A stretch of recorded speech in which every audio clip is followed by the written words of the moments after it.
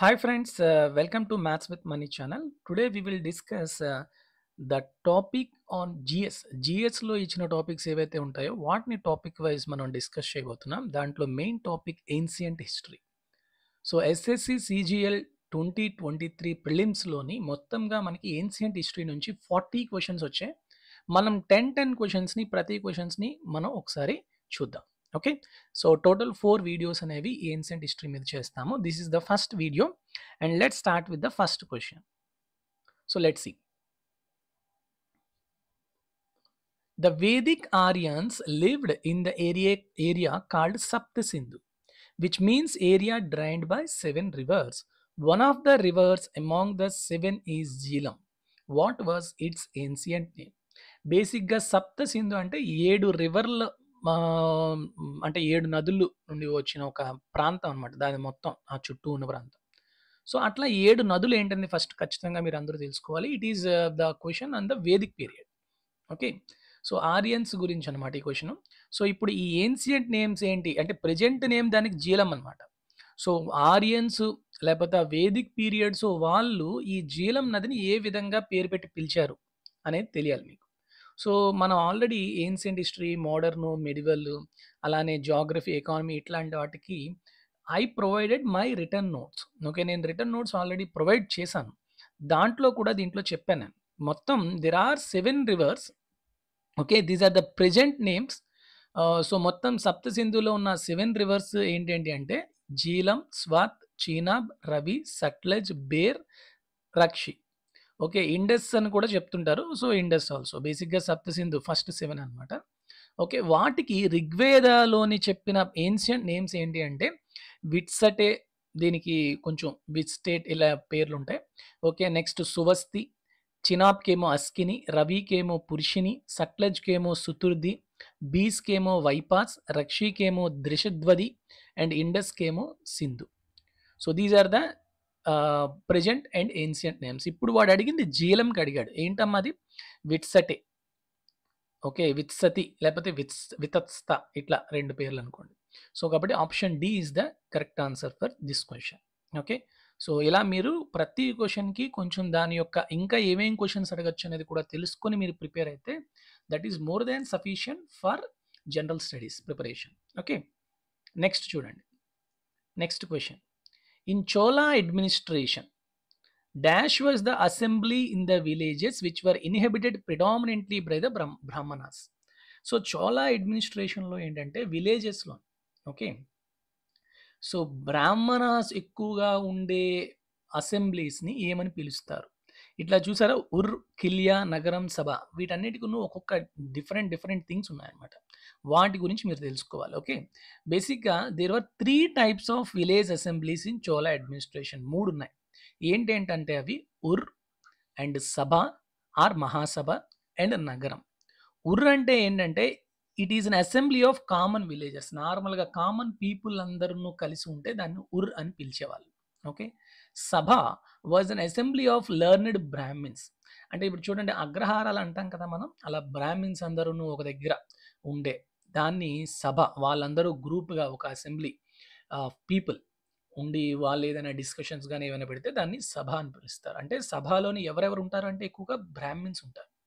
And నగరం, it is an assembly of merchants, traders, artisans.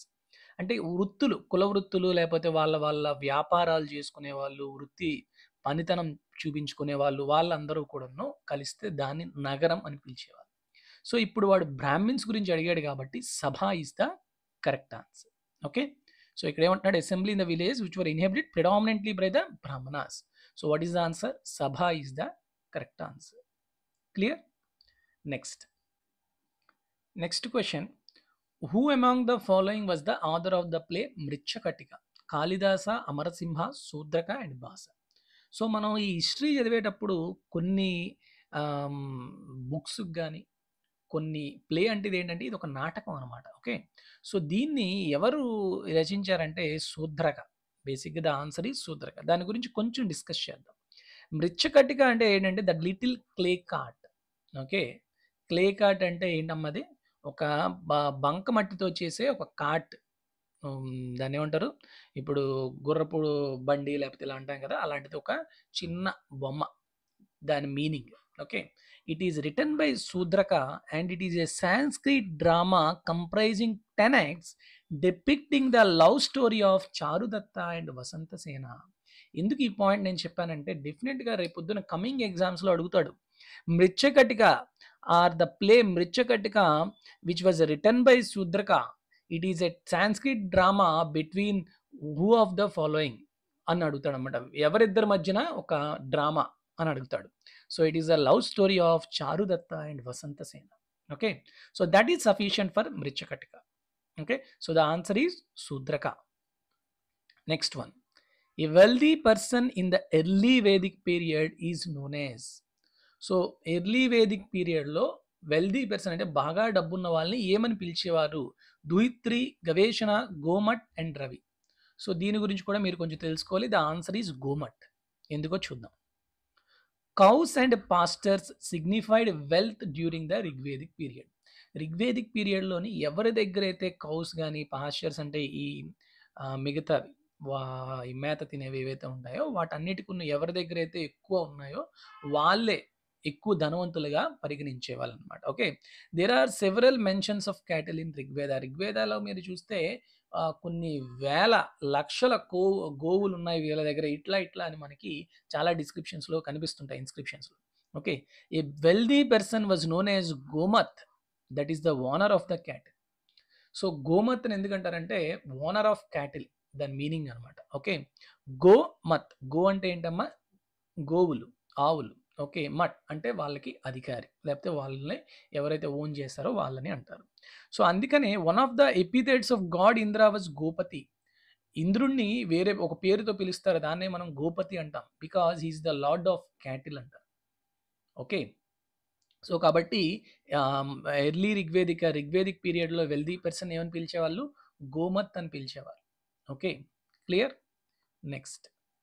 The Shailendra kings who founded their empire in Southeast Asia in the 8th century AD were the followers of Buddhism.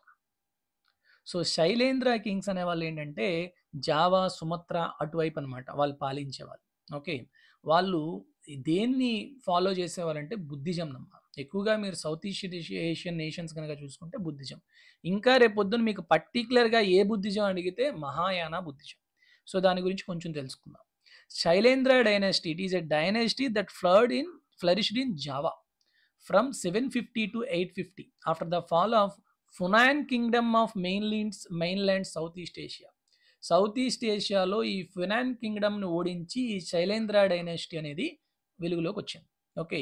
This dynasty was marked by cultural renaissance associated with introduction of Mahayana Buddhism. Okay. ముందు ఏదైతే follow అయ్యేవాళ్ళో దాన్ని అంతటిని పక్కకి తోసి ఈ dynasty వచ్చాక బుద్ధిజంని follow చేయడం అనేది స్టార్ట్ చేయడం జరిగింది. And that Buddhism is nothing but particularly Mahayana Buddhism. Next question. In which state the Maski inscription located at present? Maski inscription అనేది it is a minor rock edict of Ashoka. Okay. అశోకుడి గురించి చెప్పే inscription and it is in Karnataka. దాని గురించి కొంచెం తెలుసుకుందాం. Maski inscription is బేసిక్గా మస్కీ అనేది it is a town in Raichur district of Karnataka. Okay. It is an archaeological site.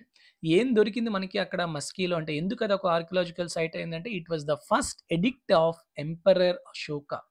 చాలా చాలా ఇంపార్టెంట్ థింగ్ అమ్మా ఇక్కడ. ఎందుకు ఈ మస్కీ యొక్క గొప్పతనం అంటే it is a minor rock edict. Okay. Very simple thing.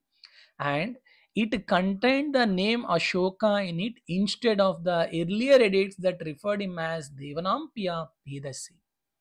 So బేసిక్గా ముందంతా కూడాను అశోకన్ ఇన్స్క్రిప్షన్స్ అన్నిట్లో కూడా మనకి అశోక అన్న పేరు ఎక్కడా లేదనమాట. ఓకే. దేవనాంపియా ప్రియదర్శి అని ఉండేది. దేవనాంపియా ఆర్ దేవనాంప్రియ అండ్ ప్రియదర్శి అంటే ఏంటి అంటే సాంస్క్రిట్లోని దాని యొక్క మీనింగ్ ఏంటంటే beloved of the gods and one with a benevolent gaze, దాని మీనింగ్ అది. కానీ ఈ విడిక్లో మాత్రం ఈ దేవనాంపియా పీదర్శి అన్న వ్యక్తి ఎవరో కాదు, నేనే అశోకుణ్ణి, అశోక అన్న పేరుని దీంట్లో కనిపించి మనకి ఒక కంక్లూజన్ కూడా ఇవ్వడం జరిగింది. ఏంటది ఇచ్చింది? ఏం కంక్లూజన్ ఇచ్చింది? The many edicts found earlier in the Indian subcontinent in the name of this Devanampiya Piyadasi all belong to emperor Ashoka. So ముందంతా ఇది ఉంటే మనం ఎవరెవరికో అనుకునే వాళ్ళం, తర్వాత తర్వాత అశోకుడు అని తెలిసింది. Okay, so that is the important of Maski inscription. Next question, which of the following reforming societies believed Vedas to be the fountain of all the knowledge?